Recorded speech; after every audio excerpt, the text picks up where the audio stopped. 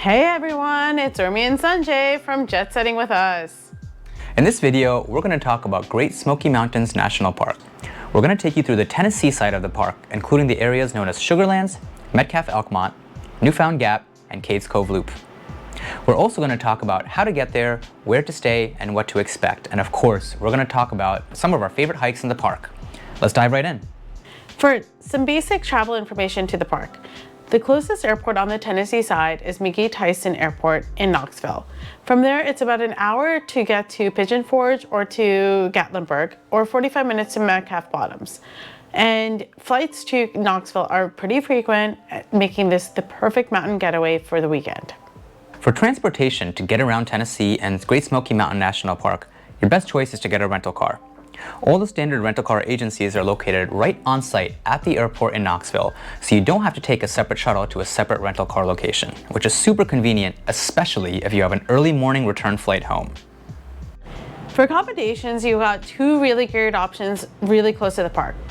The first is Pigeon, which has family-friendly attractions such as Dollywood and some other amusement park type vibes right there in town. The second is Gatlinburg, which has a more quaint mountain town vibe right there, so you can be a little closer to nature if that's more your speed. Both are about an hour drive from Knoxville Airport, making them perfect locations to stay while you're there. Both towns offer a range of accommodations from cozy cabins to budget hotels, so there really is something for every type of traveler. We actually recommend staying in Pigeon. It might seem like it's a little bit farther on Google Maps, but it might be worth it. During our trip, we saw the most craziest traffic we've ever seen in our lives right in Gatlinburg. Locals told us that on a bad weekend, it could take 2.5 hours to drive the 6 miles in Gatlinburg over to the park. By contrast, if you stay in Pigeon, you actually have multiple different park entrances that are all accessible by the highway, so you're not stuck on the small local roads going from Gatlinburg over to the park. When you're on vacation, the last thing you want to do is be spending hours and hours in traffic, so you might want to take a look at Pigeon, even though it seems like it might be a little bit farther from the park entrance. If you're traveling during peak seasons, such as spring break or around Thanksgiving weekend, you definitely want to book those accommodations early. We've left a link in the description below if you want to check out certain hotels in that area. Next, you may be wondering what to expect while you're on your trip to the Great Smoky Mountains. Well, regardless of who's in your travel group, whether it be a friend or family, there's something for everyone. Whether you're into hiking, history, wildlife viewing, or stunning views, you're going to have a fabulous time while you're visiting this park. In fact, did you know that the Great Smoky Mountains had 13.3 million visitors in 2023 alone? Meanwhile, second in line was Grand Canyon at only 4.7 million visitors. In fact, the Great Smoky Mountains had more visitors in 2023 than Grand Canyon, Rocky Mountain National Park, and Zion combined. That's crazy. So, expect some crowds. Although a volunteer did tell us that the winter months tend to be a little lighter on the visitation than the rest of the months in the year. So just plan your trip accordingly based on what you're willing to endure with other park goers. But also at the same time, depending on what season you go in, just be aware that a lot of roads in the mountains may be closed during certain parts of the winter. Irrespective of what season you're visiting the park, you're in the mountains, and that means that weather can change quickly and without notice. Always pack layers and definitely bring a lot of water. And in fact, we definitely recommend that you download offline maps to your phone ahead of time because cell service can be quite spotty when you're in the mountains. Unlike other national parks, there's no fee to enter the Great Smoky Mountains, and you don't need your national park's annual pass to enter either. However, if you're inclined, you will have the option to donate at multiple boxes and kiosks around the park. In lieu of an entry fee to the park, you actually do have to buy a parking pass to park your car anywhere inside the park area. You have two options. You can either buy the pass inside a visitor center, or you can find automated ticket vending machines anywhere around the park. You can either buy a daily or weekly or even an annual pass if you'd like. Whatever you choose, be sure to have your license plate number when you show up to buy the pass. The thing is, they're going to print your license plate number right on the pass. Once you park anywhere, you're going to keep the pass in your dashboard. Don't do what we did. We went for a multi-hour hike around Laurel Falls and accidentally forgot to put the parking pass on the dashboard. I actually had it in my pocket the whole time. Don't do what we did. So make sure you buy that parking pass or you might be making a mandatory $80 donation to the park. The first section of the park that we're going to talk about is Sugarlands. Sugarlands is the perfect place for you to start your Smoky Mountains adventure. Head first to the visitor center to grab some maps, learn more about the park, and purchase some awesome souvenirs like this great t-shirt that I'm wearing. For a cool alternate route to the Sugarlands Visitor Center, next to the Gatlinburg Welcome Center, find Wiley Oakley Drive, which goes uphill. We caught some beautiful views, though be aware the roads are narrow and curvy. You'll eventually end up at the Sugarlands Visitor Center. Around Sugarlands, there are some places to pull off the side of the road and take some pictures, but primarily, that's not what this area is best for. You'd be better off spending your time in Sugarlands either camping, hiking, and/or picnicking. As promised, a few notes about hiking. First off, there are 3 wheelchair-accessible routes very close to the Sugarlands Visitor Center. They are called the Gatlinburg Trail, the Cataract Falls Short Route, and the Sugarlands Valley Nature Trail. All 3 of these are wheelchair accessible. Our first hike once we got to the Great Smoky Mountains was Laurel Falls. It was recommended to us by one of the volunteers at the Gatlinburg Welcome Center. We landed up waiting 45 minutes to get a parking spot before we could do the hike, and admittedly were a little disappointed once we got to the actual falls. However, if you would like to do this hike, and it is one of the most popular at Great Smoky Mountains National Park, there are 3 pullouts heading west from Sugarlands Visitor Center to the main parking lot that you can use to park at and then walk to the trailhead. Laurel Falls is probably the single most popular hike in the Sugarlands area. We actually did do this hike, and rather than talk about it now, we're going to take you to live on the scene when we were doing that hike. In my opinion, I don't think it was worth it. So I think this is the type of trip you might do, or the type of hike you might do if you have like a half day. And for example, we flew in this morning. By the time we got out to Smoky Mountain, it was already like 2 p.m. So this is good for like a out and back sort of hike. But if you have a half day, but I probably wouldn't go out of my way to come over here. And especially if you have to wait for parking, it's probably not worth more than like a 5-minute wait for parking. The hike itself was, I think most people would call it easy, but in my opinion, I think there are probably better hikes in Smoky Mountains to go try. Next up, Cades Cove Loop, a must-see for any park goer.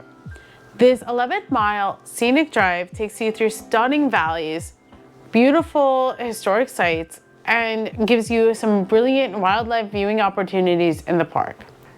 It is literally a big loop with 2 roads cutting through. So, if you were to decide while on the loop you want to redo a part, you don't necessarily have to go the whole way around again. In fact, cutting through Hyatt Lane, one of these 2 crossroads, gets some pretty good views. This loop is actually closed to car traffic on Wednesdays in the summer, so if you'd prefer to bike or even hike this loop in the summer, you have an option to do that without having to worry about car traffic. Abram Falls is a hike at the far west end of the loop.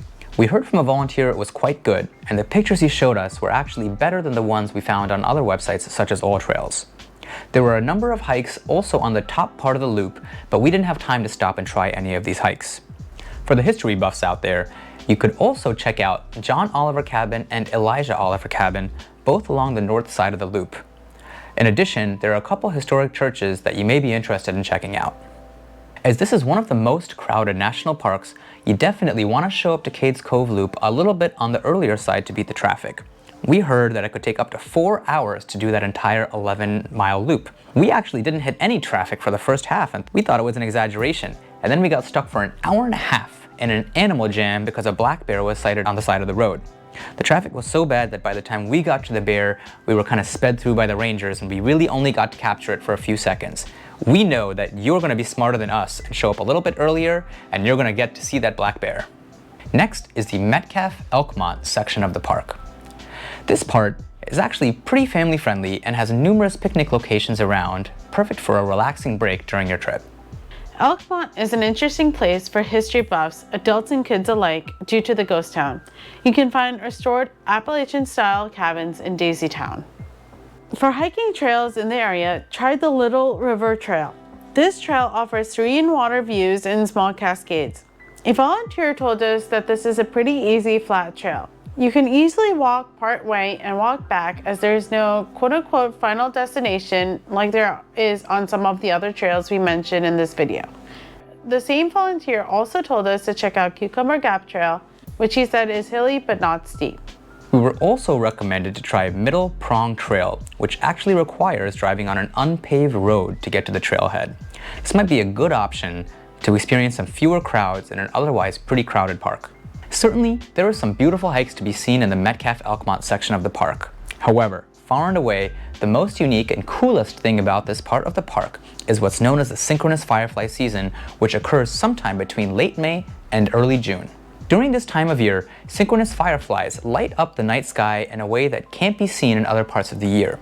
In the otherwise totally pitch black, these fireflies basically produce a light show for the people who are so lucky to be able to observe this. In order to be able to get in and find a parking spot during this time of year, you actually have to apply for a lottery ticket from the Park Service. They will release the dates for this lottery in around early April, and you have to apply during a very short 3 or 4 day window in late April. They'll notify you by mid-May whether you receive a parking pass during this part of the year. And that part of the year is going to be announced and will be around late May to early June. You'll be notified by mid-May about whether you received a lottery ticket or not, so you can make your plans if you were so fortunate to receive a ticket. I hope you have awesome luck. This has to be one of those things that's a once-in-a-lifetime experience to observe. Next, we want to tell you about Newfound Gap. This is the highest point in the park that is accessible by car. Traffic to get up to this point was pretty brutal, and honestly, I didn't find the view worth the time it took to get there. I really would rather spend the time hiking somewhere else. There are two notable reasons why you would want to go to Newfound Gap. The first is if you are trying to access the Appalachian Trail, which crosses through this particular vantage point. The second reason you may want to go to Newfound Gap is to visit Charlie's Bunyan. This is the highest point you can get to by foot. Parking for us was pretty easy to find on a Sunday afternoon around 1 p.m. However, given that this is a pretty well-traversed park, you may want to try to either go early on a weekend day or try to visit during a weekday so that you're avoiding the masses of crowds and making sure that you're able to enjoy the view in peace. For hiking, we'll mention two main hikes for Newfound Gap. The first is the one that Urmi just talked about, which is called Charlie's Bunyan.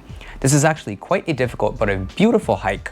The thing is, if you want to capture the sight at the end of the hike, you really need to go on a clear day. As a reminder, it's the highest point accessible in the park by foot, so if you're surrounded by clouds, you either really got to do it because you really love hiking, or you're just not going to get the view. The second hike we'll talk about is Alum Cave Bluff Trail. This is a trail that we did. It's not difficult, probably a moderate hike, but we actually really had a great time. We thought the views were awesome, we thought the hike was awesome. Rather than listen to me talk about it now, here's a clip of me talking straight from the top of the hike. I think the view from here is awesome. The trail wasn't too hard. There's a pretty steep elevation gain. Urmi and I are not super serious hikers, but we didn't think the elevation was undoable. The ground was a little bit rough, not too bad.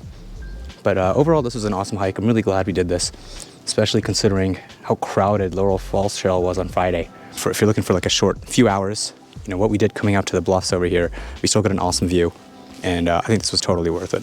That's a wrap for the Tennessee side of the Great Smoky Mountain National Park. From Sugarlands to Cades Cove, whether you're a history buff or a wildlife photographer, or you just love hiking, there's something for everybody in this park. If you've been here before and feel like we missed something, please drop a comment below. And alternatively, if you're planning a trip here soon and could use a little bit more detailed advice, definitely leave a comment. And of course, if you found this video useful, please drop a like and subscribe. We love hearing from our viewers and can't wait to show you more about how to make the best of your travels from around the world. We look forward to seeing you on our next adventure. Bye for now.